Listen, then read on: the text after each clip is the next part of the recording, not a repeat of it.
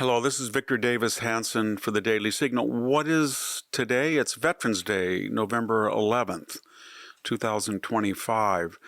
A lot of us forget where Veterans Day came from. It's different than Memorial Day. Memorial Day commemorates on the last Monday of May. The date alternates every year.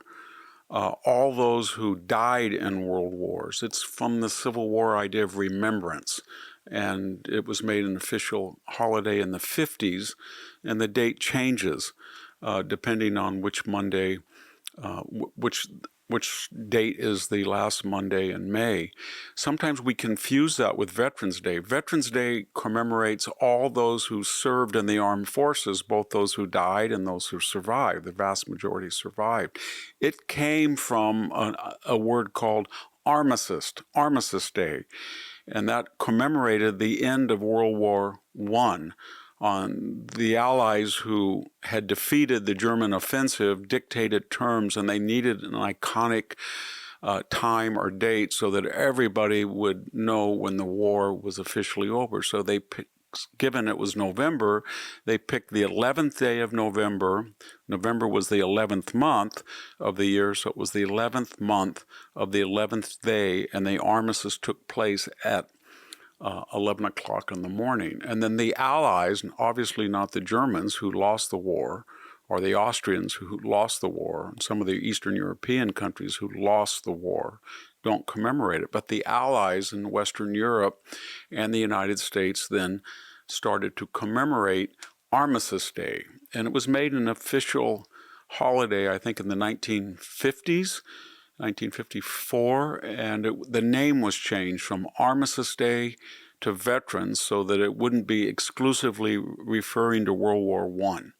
So now it's all of our wars. We commemorate those who served, not necessarily those just who died, which will be commemorated later in the next year in the last Monday of May.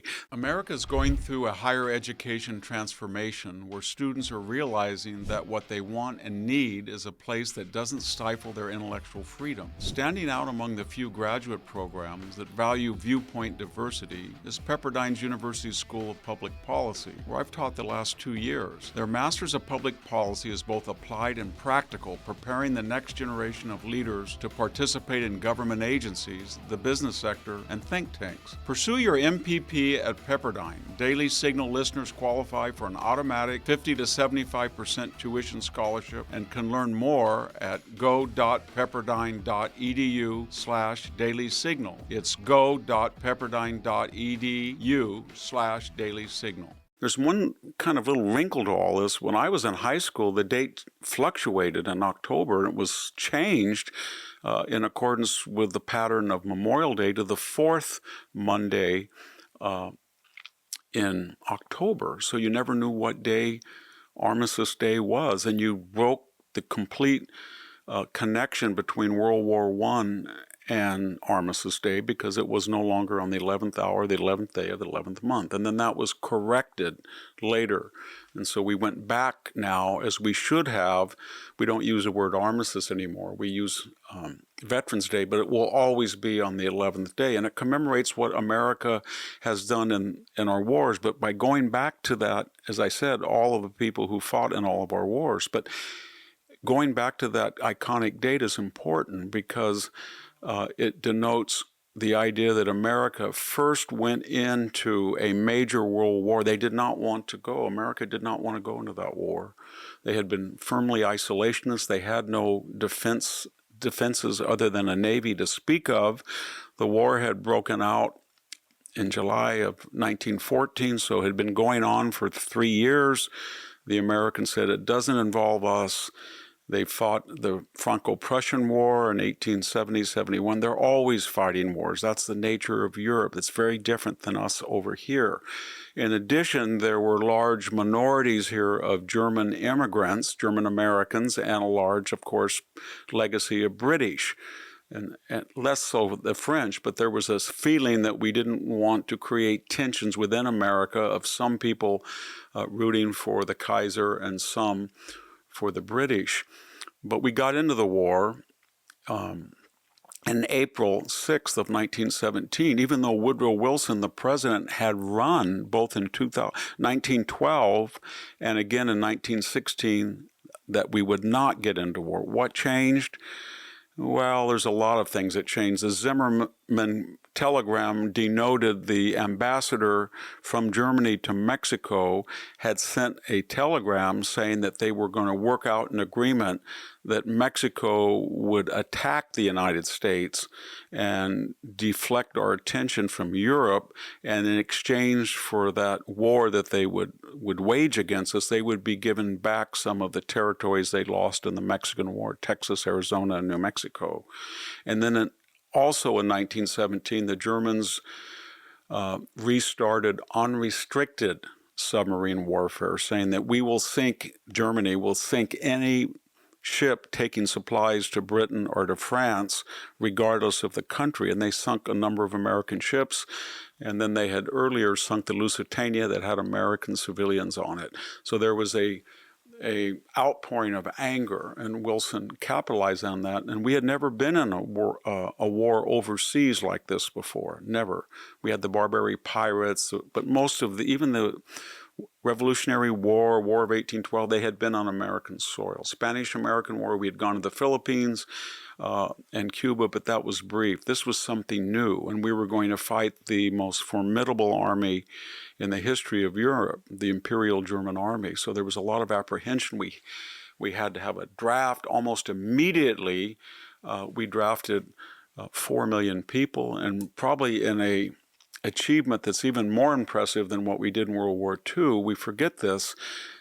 The U.S. government was able to draft 2 million people after April 1917 all the way to Armistice of November 11, 1918, and send them all the way to France without losing a single soldier to enemy action. And when those soldiers got there, it was absolutely critical that they get there in time, because Germany had knocked out Russia and no longer had a two-front war at the end of 1917 and early 1918. So Germany was bringing vast amounts of fresh soldiers and veteran, experienced fighters to crush the tired British and French on the Western Front. So the infusion of Americans, 2 million of them, 10,000 a day were arriving, and they had little experience. They had little equipment compared to their European counterparts that had been in war for over 3 years. They plugged the gap, and we weren't responsible entirely for the victory. That probably should be allotted to the Germans, to the British and French, who suffered a lot more losses, respectively. Probably 1 million Frenchmen died, another 1 million were wounded, and probably 900 British died. We lost about 60,000 of those were lost to disease.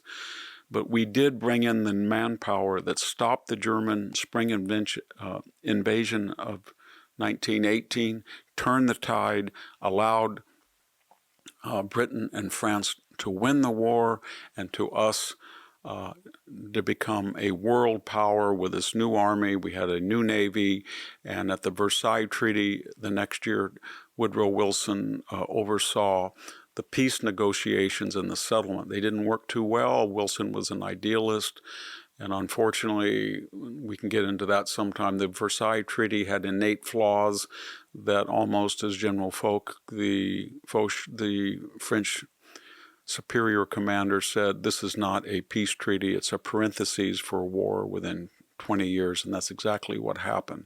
Nevertheless, today is Veterans Day. It commemorates the end of the World War I, the Armistice, on the 11th day of the 11th month at the 11th hour, and it's something we should all commemorate, those who have served from the founding of the country until our most recent engagements in the Middle East, the soldiers who sacrificed for us both by their service and by those who were wounded and killed.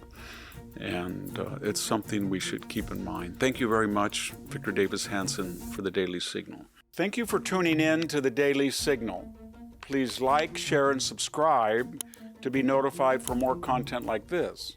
You can also check out my own website at victorhansen.com and subscribe for exclusive features in addition.